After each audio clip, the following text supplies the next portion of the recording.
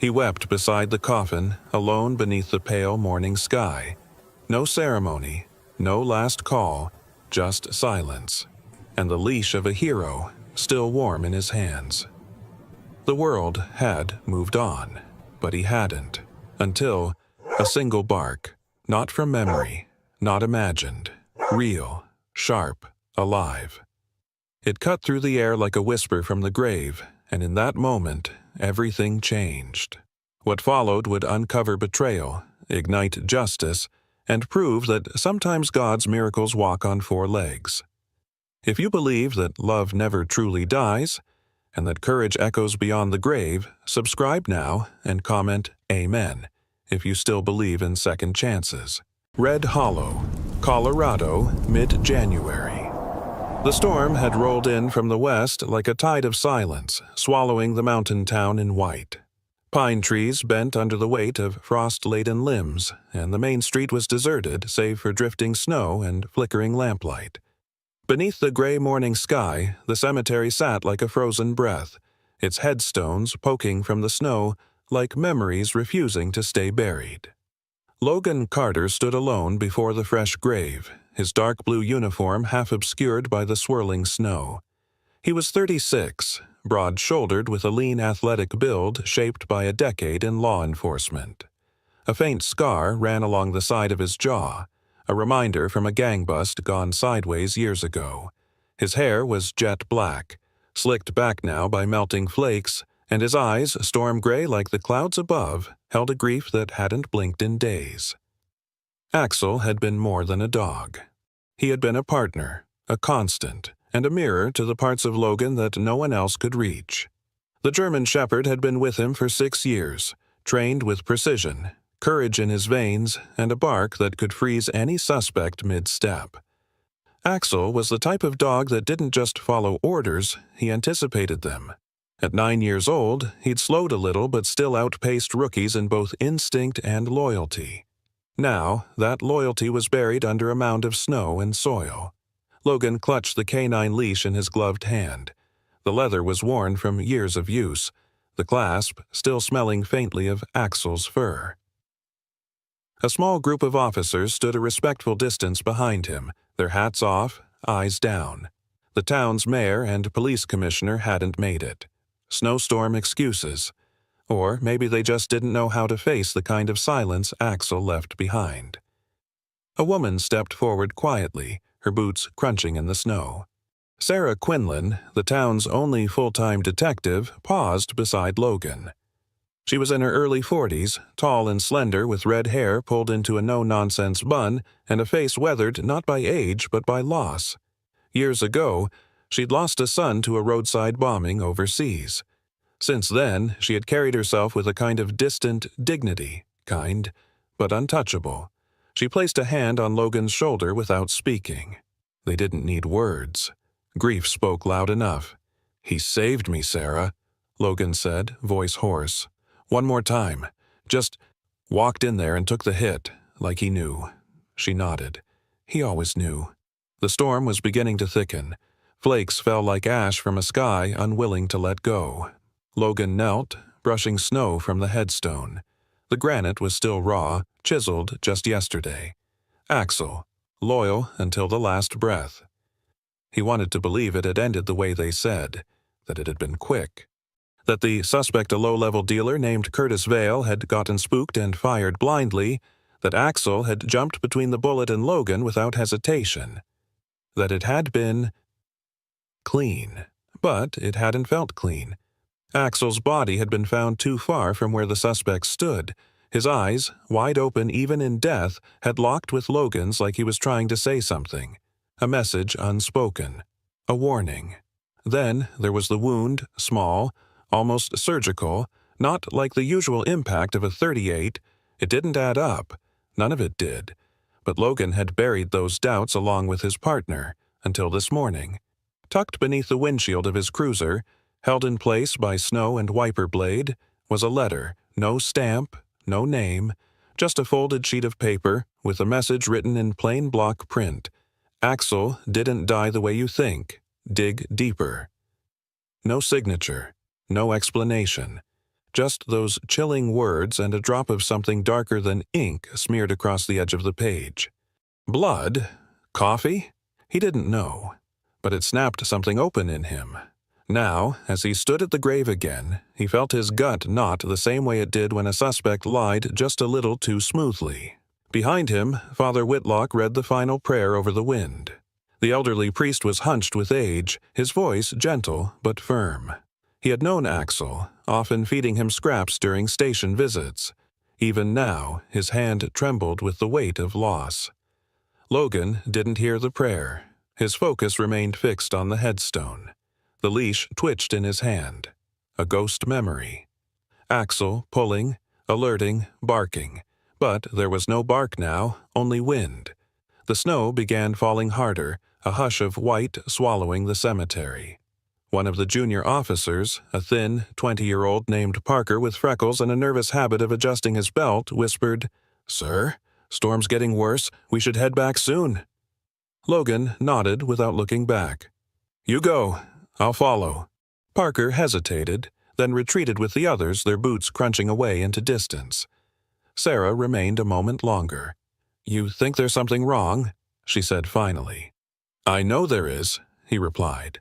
"Then don't stop digging." She turned, her figure vanishing into the snow. Logan remained, staring at the mound of earth that now held 6 years of loyalty, bravery, and silent conversation. He didn't know where to start, but he knew one thing for sure. Axel hadn't just died. He had died trying to tell him something. And now Logan would listen. Even if it took unearthing every shadow in Red Hollow. The snowstorm had eased by morning, but the cold lingered like a wound that refused to scab.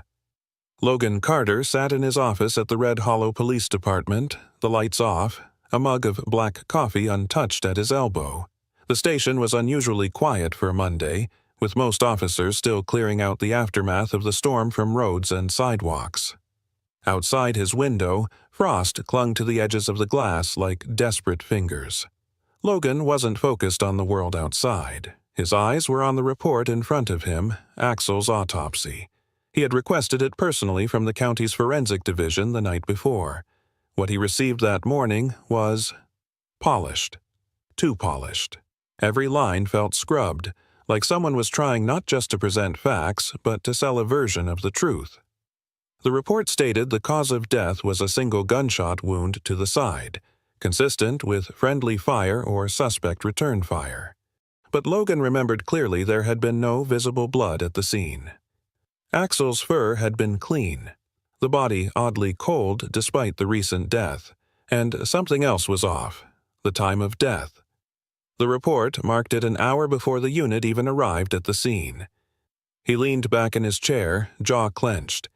If they lied about the time, what else had been fabricated? A knock came on the door, not loud, just a soft rap like someone unsure if they should be interrupting. "Come in," Logan called. The door opened to reveal Dana Hale, the local veterinarian. She was in her mid-30s, compactly built with sun-browned skin and a purposeful stride. Her auburn hair was tied in a simple ponytail, and she wore jeans under her white coat with snow still melting at the hem. Dana wasn't just the town's vet, she was Axel's doctor, and one of the few people Logan trusted outside the badge. "Didn't expect to see you here," Logan said, waving her in. She stepped inside, brushing snow from her shoulders. "I wasn't going to come, but something's been bugging me since Axel's final exam." Logan raised an eyebrow. "Final exam?" "The body scan I did before you transferred him to the funeral home. You remember I requested to see him." "I remember," he said, sitting forward now. "I took images," she continued, pulling a USB drive from her pocket. "I didn't say anything then because, honestly, I didn't know what I was looking at. But there's a puncture wound, very small, just behind the front left leg. Not a bullet, no burn ring, no trace metal, almost like an injection site." Logan took the drive slowly. "Why didn't you say anything sooner?" Dana's voice tightened. "Because I've seen something like it before, 2 years ago. Another K-9 in Boulder died under mysterious circumstances. The vet who raised questions about the cause of death lost her job. I didn't want to believe this town would cover up something like that. But now—" She hesitated. Now, I think someone's erasing the truth." Logan didn't speak. He opened a drawer, retrieved his patrol car's dashcam hard drive, and plugged it into his computer. The folder was empty. That's what had been eating at him since last night. All data from the day of the raid gone. But there was a ghost log entry, a record that video had once existed and had been erased manually. Not a crash, not corruption. Someone had gone in and deleted the file. He opened the station's internal logbook and checked access history. 2 names appeared, Logan Carter and Carl Simmons. Carl, of course. He hadn't spoken much to Carl since the day of the raid. They had been in the same unit, tasked with approaching the east side of the abandoned mill. Carl had been the first one to draw, claiming he saw the suspect move behind a stack of crates. Axel had surged forward, barking madly. And then chaos. Gunfire. Smoke. Carl had claimed Axel was caught in the crossfire. That was the last Logan saw of his partner before everything went dark. Carl Simmons was a tall, stocky man in his early 40s, with a mustache he constantly groomed and a grin that rarely reached his eyes. He had always been more politician than officer, liked shaking hands, giving press interviews, being the face of cooperation. But off camera, Carl had a temper, and a problem with authority. Logan tapped the intercom. "Terry, is Simmons on duty today?" The voice of Terry McAllister, the station's dispatcher woman in her 60s with no patience for nonsense, came through. "He's out sick, supposedly. Was he in the building yesterday?" "Briefly, just dropped something off. Why?" Logan didn't answer. He closed the autopsy file, pocketed Dana's USB, and stood. "Do you think it was deliberate?" Dana asked, voice quiet. "I don't know," Logan said, "but I'm going to find out." Outside the office, the snow had started again, gentle but persistent. Dana walked with him toward the front. "Whatever you're about to dig up, Logan, be careful. If someone's hiding this, they won't stop at lying." Logan gave a faint smile that didn't reach his eyes. "Lying's easy to undo. You just need the truth louder." As she left, Logan returned to his cruiser, already brushing snow from the windshield. He thought again about the letter tucked there the day before. The words circled like wolves in his head. "Axel didn't die the way you think." The forest surrounding Red Hollow was ancient old pine and cedar trees knotted together into a canopy that muffled wind and time alike. Snow blanketed the trail, crunching beneath Logan Carter's boots as he followed a barely visible path through the trees. His breath steamed in the cold air, and the distant creak of branches overhead reminded him of a different time, a different mission. 6 years ago, during Axel's early field training, they had stumbled upon an abandoned cabin deep in this part of the woods. It had become a private spot, a place where Axel had led him once without command, as if something there spoke to the dog's instincts. At the time, Logan had dismissed it, just a broken-down shack, miles from town. But now, with the ghost of Axel's death still fresh and unanswered questions mounting, that memory had clawed its way back. He moved with deliberate steps, hand resting near the holster on his side. There were no patrols out here, no cell signal. Just pine needles, snow, and secrets. After nearly 30 minutes of walking, the outline of the cabin appeared between the trees like a ghost surfacing from fog. It leaned slightly to one side, shingles missing, windows cracked, the front door ajar. The place hadn't been touched in years, but something in Logan's gut twisted. Outside the doorway, embedded faintly in the snow, were paw prints, large, deep, fresh. They weren't Axel's. These were wider and rounder, likely from a different breed. And they were alone. No boot tracks beside them. Just the animal. Logan knelt beside the prints, brushing a glove gently over one. Judging from the depth, the dog was heavy. Adult. Recently here. His eyes swept the area until they locked onto something half buried in the snow a few feet ahead, black nylon glinting under frost. He moved toward it and pulled it out. A canine training collar, the kind issued to law enforcement dogs, but this one bore a worn brass nameplate. Maven. Unit 23. It wasn't Axel's. He turned it over and noticed a faded chip tag sewn into the fabric. He pocketed it for later analysis. That made 2 K9s, now 1, dead under mysterious circumstances, 1 lost out here. Or alive. Inside the cabin, dust clung to every surface like time itself had thickened. The walls bore faded posters of deer hunting regulations, and a cracked mirror hung beside a fireplace that hadn't seen flame in years. A tangle of blankets, dirtied and shredded, lay in the corner. Logan crouched beside them. There were tufts of fur embedded in the fabric. Someone, or something, had been sleeping here. And then, carved into the wood near the doorframe, he saw initials. Not old and weathered, but recent. A.L. Beneath it, a date, 07-14. Logan's mind flashed through memory, flipping through mental files until it landed on a cold case. Aidan Lowry, 6 years old, went missing from a camping trip with his father near Miller's Creek, last seen wearing a red jacket. Disappeared without a trace. The case had gone cold 3 months in, but Logan remembered it vividly because Axel had been part of the search. The scent trail had led nowhere.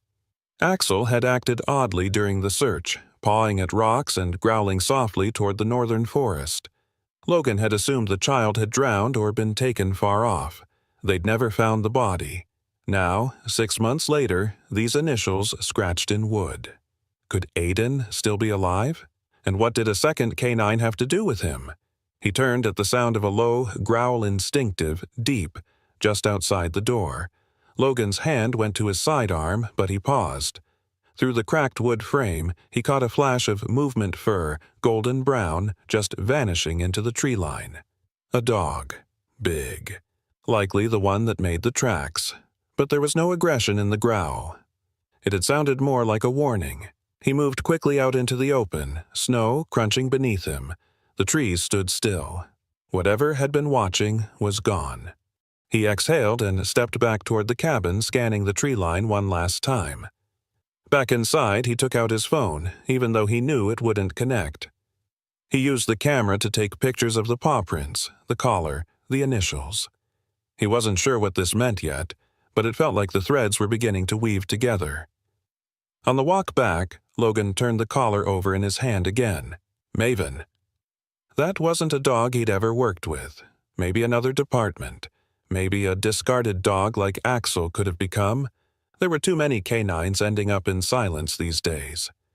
By the time he reached his cruiser, dusk was settling in. The sun, what little showed through gray clouds, dipped behind the mountains, painting the snow in bruised lavender light. He climbed in, turned the heater on, and placed the collar on the dashboard. Next step, dig through records. Unit 23. Maven. See if they had ever been assigned to Red Hollow, see if they had gone missing. And follow the trail of a boy whose name had nearly faded with time. But before he pulled onto the road, Logan glanced at the collar one last time. His breath caught. Scratched beneath the metal tag, nearly invisible, were 3 letters etched by something small and sharp. AID. The night came down heavy over Red Hollow, a blanket of silence drawn too tight. Logan Carter lay in his bed, though resting wasn't the word. His muscles ached from tension, not fatigue. His mind refused stillness, too consumed with clawing at pieces of memory that wouldn't quite surface. The collar maven's collar sat on his nightstand like a relic from another life. The initials carved into the wood of the cabin still haunted him. A.L., and now that small word hidden beneath the brass plate aid. Coincidence? He didn't believe in them anymore. Sleep found him in fragments. And when it did, it came not as peace, but as distortion. He stood once again in the fog-drenched milliard on the night of Axel's death. Gunshots echoed, distant but smothered by time. And then Axel. His form rushing forward into the dark. His silhouette was framed in smoke and light, and then those eyes. Those piercing, human-like eyes turned to look at Logan, one last time. And in them, there wasn't fear. There was defiance, urgency, and then a voice. His captains barked over the comms. "Carter, fall back! That's an order!" Why? Logan had never questioned it then, not when everything went sideways so quickly, but in the dream, the tone was wrong. Not protective, but calculated, like they wanted him out of the way. He jolted awake, sweat beading at his brow despite the cold. The dream hadn't been just memory, it had shifted. As if his mind, free from distraction, had given itself permission to remember what it had tried to forget. He dressed quickly, tugged on his coat and gloves, and headed to the office well before dawn. The station was dark save for a single overhead light in the records room. Logan flicked it on and pulled Axel's behavioral logs from the K9 training files. Most were routine monthly checkups, field performance notes, and maintenance certifications. But then something stood out. A report marked confidential, dated 18 months earlier. Submitted not by Logan, but by Dana Hale. He opened it.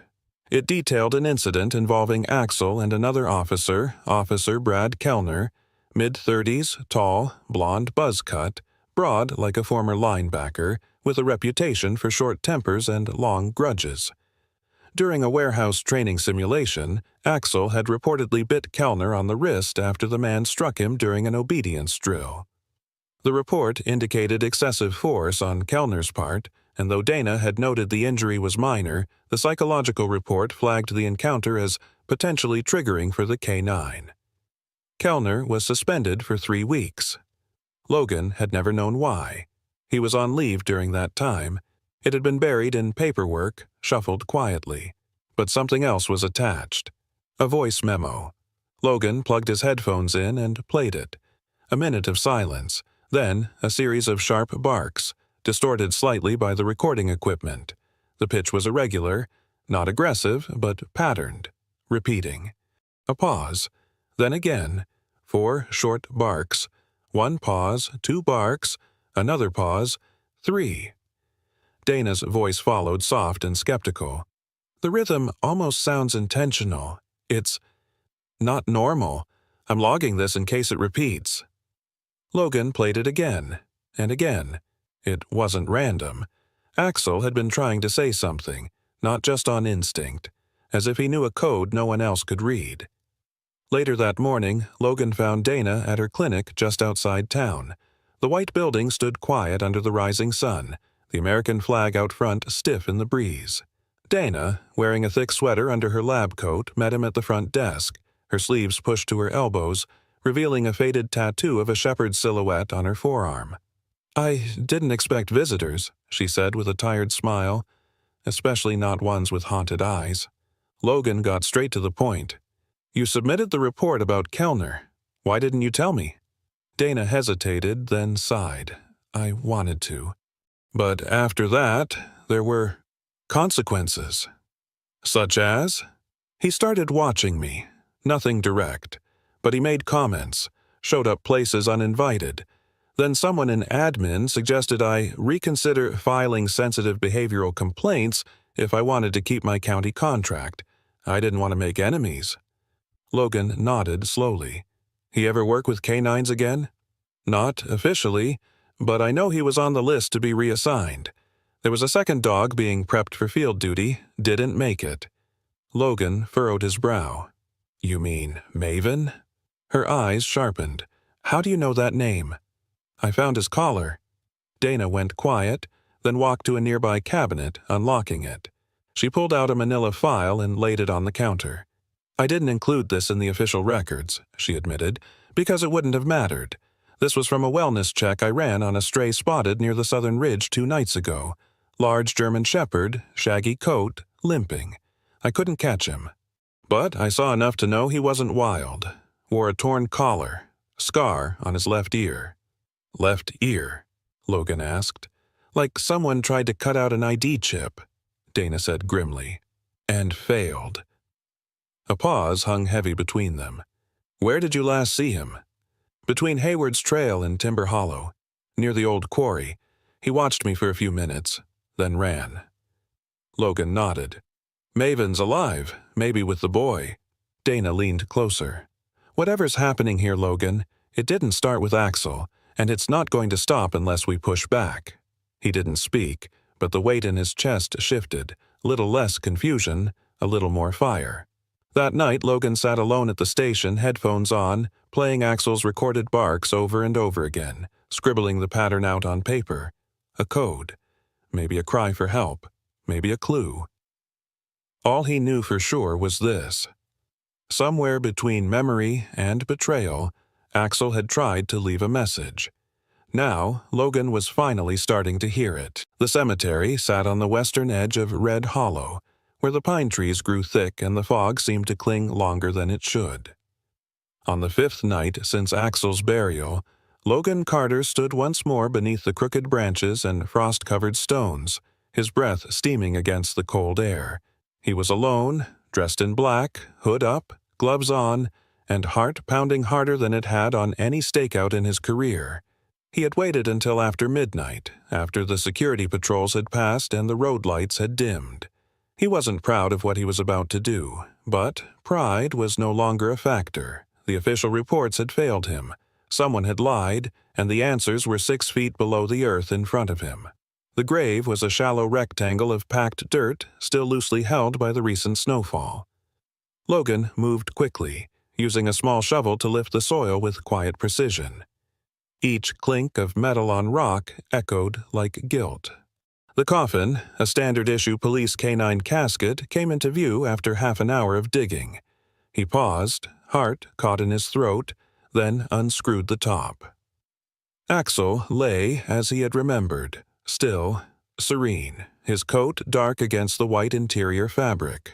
But when Logan examined the chest, he found no sign of a gunshot wound. No scar, no burn, no fractured bone.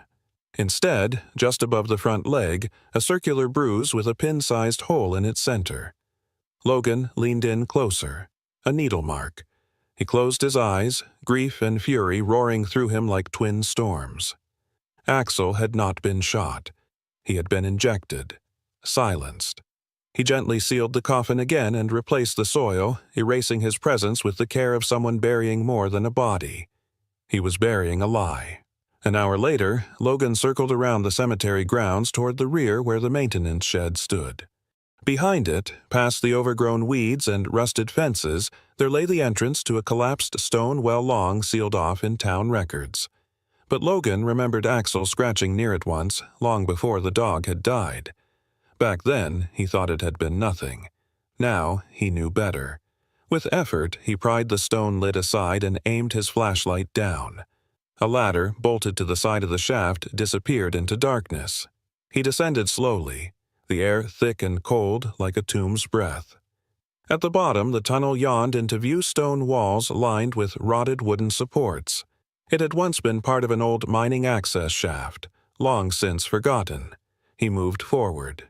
10 feet, 20.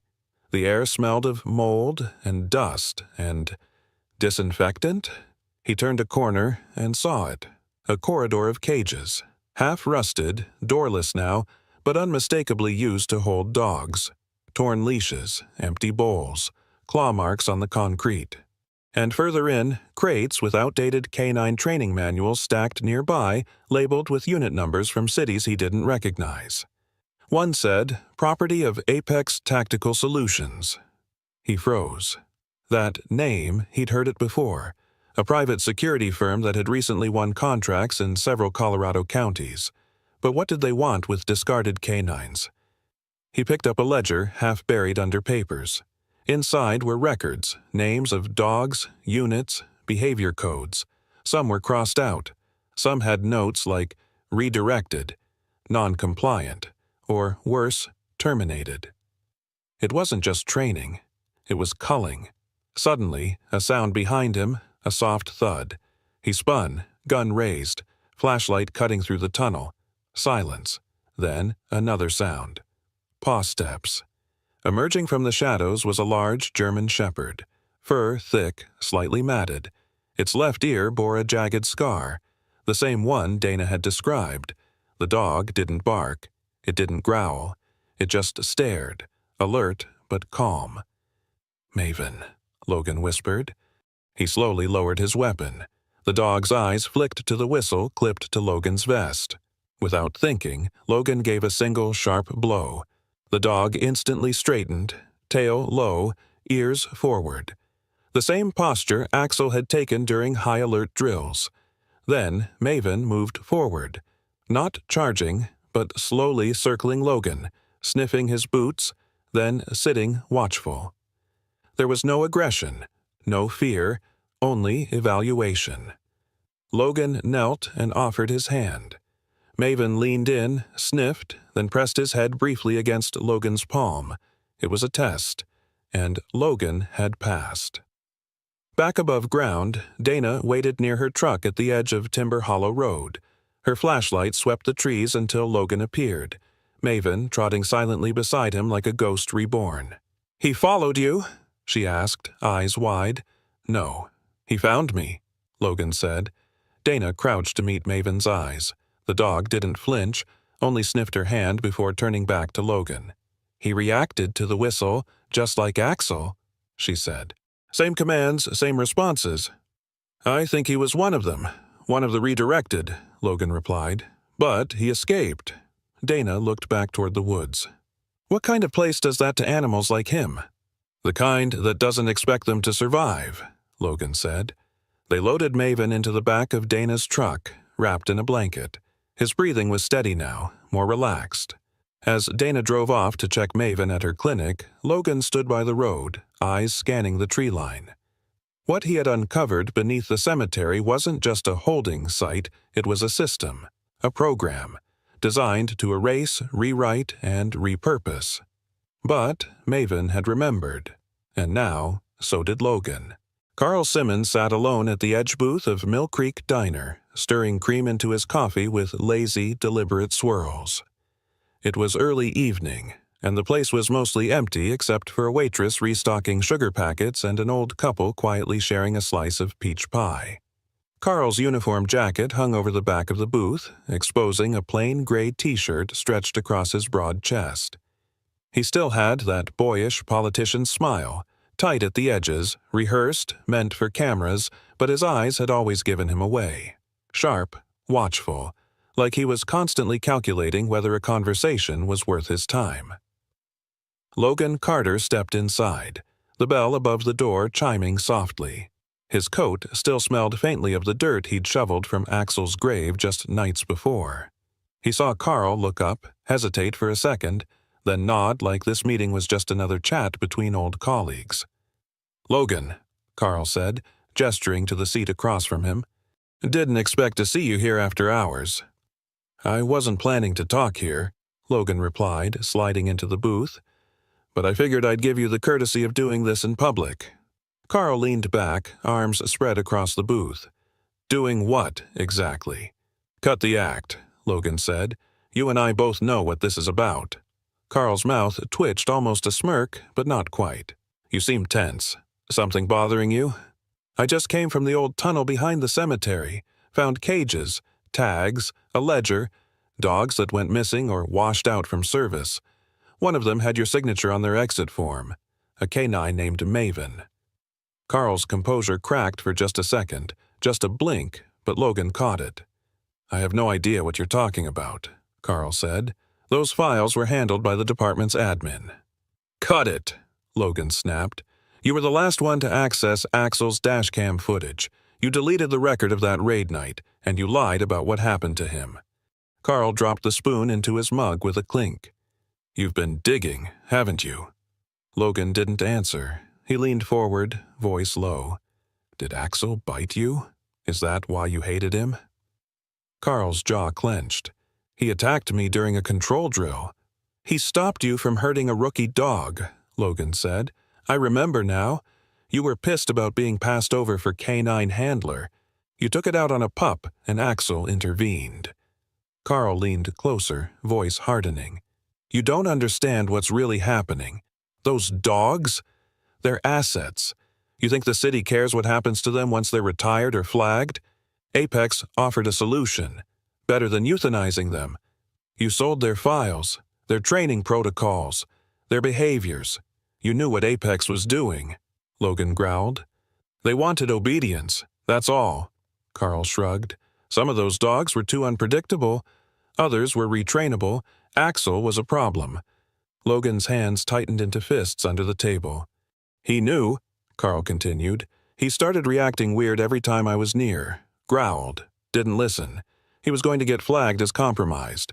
I warned you, remember? You didn't listen." Logan stared at him in disbelief. "You had him killed." Carl leaned back, unbothered.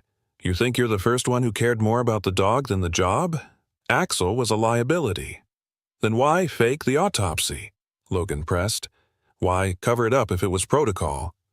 Carl's silence spoke louder than any answer. Then he smiled. Cold, final. Because not everyone agreed. Sheriff Danner tried to stop it, raised a red flag on the Apex contract. 3 days later, he retired early. And now, no one questions procurement. Not even you. Until now. Logan's breath froze. Danner, the former sheriff, a man of integrity, had retired unexpectedly just weeks before Axel's death. Logan had never questioned it. But now he saw the pattern. "You sold us out," Logan whispered. Carl stood, pulling his jacket from the booth. "You have no proof, just guesses, and you're going to sound crazy without hard evidence. Good luck, Logan." As Carl walked out the door, Logan remained seated, jaw clenched so tightly it ached. The bell rang again as the door closed behind the trader. From a far corner booth, someone stood, a quiet presence that had gone unnoticed until now. Sarah Quinlan. She approached slowly, trench coat dusted with snow. Her auburn hair was looser than usual, strands framing her stern, lined face. She looked at Logan with eyes that had seen too much but still burned with quiet fire. "I didn't want to interrupt," she said, her voice soft but unshaking. "I figured you'd get more if he thought he was safe." Logan exhaled. "How long were you listening?" "Long enough," she said. "We'll make it stick, but we'll need Dana, and that ledger." Logan nodded. "And Maven?" Sarah raised an eyebrow. "The ghost dog? He's not a ghost, he remembers. Just like Axel did." Sarah paused, then said quietly, "So do I." The morning air still held the sharpness of winter, though the snow was finally giving way to patches of thawed earth. Dana Hale's clinic stood bathed in golden light, its porch creaking softly as the wind passed over its wooden frame. Logan Carter stood on the steps, holding a leash that felt too familiar, too heavy. At the other end of it, seated calmly, was the dog he now called Echo. Echo had spent the last few days under Dana's care, healing, eating, and slowly remembering. He wasn't the same as Axel. His coat was darker, rougher in texture, and his frame slightly taller. His left ear bore a jagged scar, a permanent mark of the life he had escaped. But it was the eyes, those amber eyes, sharp with awareness and pain, that stopped Logan cold. They didn't just watch. They judged, calculated, listened, like they had seen more than a dog ever should. Dana stepped out behind him, mug of tea in her hands. She wore a faded flannel shirt under a quilted vest, and her braid was pulled tight and practical. Her boots were muddy from the early morning rounds with her other rescues, and she carried herself with the quiet steadiness of someone used to fixing broken things without expecting thanks. "He's more responsive to you than anyone else," she said, watching Echo sit with calm alertness. "He hasn't growled once since you started using the hand signals." Logan gave a slow nod. "He knows them. Not perfectly, but enough. He's not guessing. He's remembering." "Muscle memory? Something deeper." Dana glanced at the dog. "Have you decided?" Logan looked down at the leash. "His name is Echo." She smiled gently. "Not a replacement, huh?" "No. A legacy." Later that day, Logan took Echo for a walk through Red Hollow Cemetery. The snow had melted into patches of pale mud and brittle grass. They passed Axel's grave, and Logan slowed. He didn't speak, just rested his hand on the stone for a moment. Echo stood still, ears up, gaze locked, not on the grave, but something behind it. He began to walk.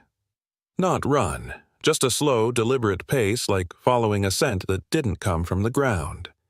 Logan followed as Echo moved toward the far western fence line of the cemetery, where a grove of pine trees clustered together like sentinels.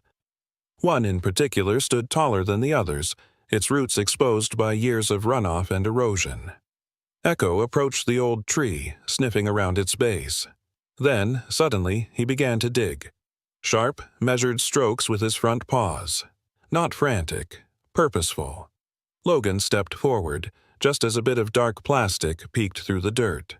He knelt, brushing the soil aside, and pulled out a weather-worn USB drive wrapped in brittle plastic. He stared at it for a long moment. "You led me here," he whispered. Back at the station, Logan plugged the drive into a secure terminal in the evidence room. The folder held a single audio file. He hit play. The recording began with light static, followed by two voices, one of them unmistakably Carl Simmons. The other, unfamiliar, male, clipped and businesslike. "He's starting to show signs of resistance," Carl said, growling during briefings, not following Apex redirect protocols. "He's too attached to Carter," said the second man. "We warned you. Loyalty like that is dangerous." "What do you want me to do?" Carl asked, his voice cold. And a pause. Then, "Administer the solution. Quietly. Make it look like field failure. We don't want another Kellner situation." The clip ended. Logan leaned back in his chair, heart pounding. This wasn't speculation. It was a confession. He bagged the drive in an evidence pouch, labeled it, and placed it alongside the old Apex documents, the tunnel photos, and the collar marked Maven. The chain was tightening now. The pieces were no longer scattered, just waiting to be arranged into something irrefutable. That night, Logan sat down and wrote the report himself. No embellishment. Just facts, layered, chronological, supported by images and recordings. It included the death of Axel, the deleted footage, the hidden tunnel under the cemetery, the recovery of Maven, and now the audio proof that Apex had knowingly ordered a kill on a K9 partner deemed non-compliant. He encrypted the report and sent it directly to the Internal Affairs Division at the FBI's Animal Services Task Force. It was a long shot, but if even one person at the Bureau had a conscience, it might be enough. Outside, the first snow in days began to fall again, thin and silent. Logan stood in the station's training yard, Echo seated across from him under the floodlights. Logan raised a hand. "Down," he said. Echo obeyed immediately. "Eyes."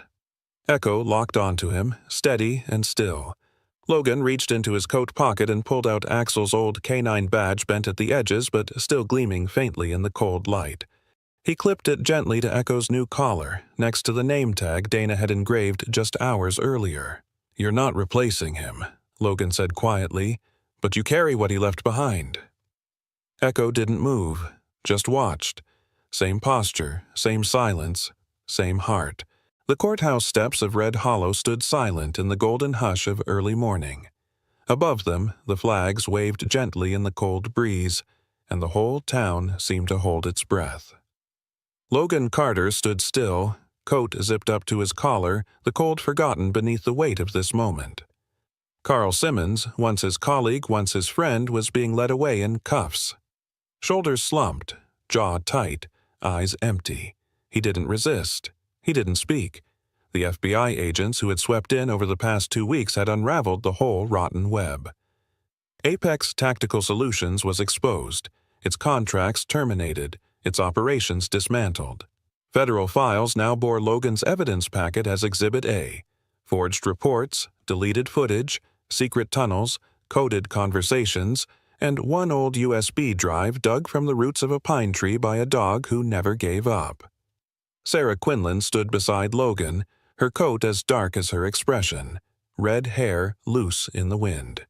She had worked like a shadow interviewing, connecting the dots and ensuring none of this could be buried. Her voice, when she spoke, was soft but certain. "We did it?" "No," Logan replied, watching the van doors slam shut behind Carl. "They did." He looked down at the dog by his side. Echo stood tall, alert, his badge freshly clipped to his collar. In his amber eyes burned the same unwavering fire that once lived in Axel's, the same instinct, the same promise. Later that morning, the town gathered beneath the open skies at the edge of Timber Hollow, where the new park had just been completed. What was once a tangle of forgotten training fields was now Axel's Watch, a memorial and a beginning. The dedication stone stood tall, etched with Axel's silhouette mid-run above the inscription, "For those who protected, even when no one else believed." Mayor Elaine Cross, sharp-eyed and dignified in her slate-gray coat, addressed the gathered townspeople with reverence. This park honors not only one brave canine, but all who serve with loyalty the world too often forgets. She turned to the front row. And today, we welcome a new protector to our ranks. Dana Hale, standing quietly in the crowd, flushed with surprise as the mayor called her forward. For her unwavering care of our four-legged officers and for her role in exposing injustice, Dr. Dana Hale is hereby appointed veterinary advisor to the Red Hollow Canine Unit. Applause followed, modest but sincere. Dana bowed her head slightly, her braid brushing her shoulder. "It's for them," she said softly, "not for me." Then Logan stepped to the podium, Echo at his side. He didn't need a speech. Instead, he clipped a new silver badge to Echo's collar unit 214, engraved just this morning. "You're not replacing Axel," he whispered. "You're carrying him forward." The crowd was beginning to disperse when Echo suddenly stiffened, his head turned toward the tree line beyond the memorial path. One ear tilted, nose high. Logan felt it immediately, the tension in the leash, the alert, the focus. "What is it, boy?" But Echo didn't wait for orders. He sprinted toward the western woods, weaving through pines and snow-patched underbrush. Logan ran after him, heart in his throat. Sarah and Dana followed without hesitation. Echo reached a half-collapsed hunting shed, overgrown with vines and moss. At its base, he began to dig, not like a dog chasing scent, but with furious, intentional force. Logan knelt beside him, tearing away frozen earth until a wooden hatch appeared beneath the debris. It was padlocked, but the wood was rotted. With one solid kick, Logan cracked it open and froze. Inside was a small concrete chamber, barely 6 feet across, damp and dark. Huddled in the corner was a boy, dirty, pale, arms wrapped around his knees. His lips were chapped, his eyes red, but he was breathing. Dana dropped to her knees. "Vitals are weak, but he's alive. Oh my God, he's alive." Sarah moved her flashlight closer. The boy blinked against the light. Then, in the faintest whisper, "Is he gone? The man with the gloves?" Logan's voice cracked. "What's your name, kid?" The boy looked up at him, hesitant. "Aiden," he said. "Aiden Lowry." Dana gasped. "Logan, that's the boy. The one from 6 months ago." A flood of realization hit Logan like a wave, the initials on the cabin wall, the collar, the tunnel, the ledger. Apex hadn't just taken dogs, they had taken witnesses. Aiden had seen something, and they'd kept him quiet. But Echo remembered. He'd been held nearby, trained in the same darkness, and now he had come back to finish what Axel started. Logan scooped Aiden into his coat. The boy didn't resist. He simply looked at Echo and whispered, "You came back. You were in my dream." That night, as the sun dipped below the trees, Logan stood once more beneath the Axel memorial. Echo sat beside him, his head resting gently against Logan's knee. Behind them, Sarah coordinated statements with the FBI. Dana sat with Aiden, wrapped in blankets and drinking cocoa brought by the mayor herself. The boy would heal. The town would remember. And Axel's legacy, now living in a dog named Echo, would never fade. Sometimes what we lose isn't truly gone. Sometimes God allows one door to close so another can open, through a bark in the dark, a paw print in the snow, or a whisper from a child who's been found. Axel may be gone, but through Echo, he kept protecting. And through Logan, justice was carried out. This wasn't just the story of a police officer and a dog. It was a story of faith, of listening to the quiet signs around us, of trusting that even in the coldest winter, God never stops working. And maybe, just maybe, miracles still walk among us. Sometimes on 2 feet, sometimes on 4. If this story touched your heart, let it be a reminder. Never stop believing that healing is possible, justice is real, and love doesn't end at the grave. If you believe that animals have souls, that no child should ever be forgotten, and that God sends help in His own time, then type Amen in the comments. Let's pray together for every K9 still in service, every officer in search of truth, and every lost soul still waiting to be found. Comment below. Share this story with someone who still believes in miracles. Subscribe to the channel for more true stories of courage, love, and redemption. And may God bless you, wherever you are watching from. Amen.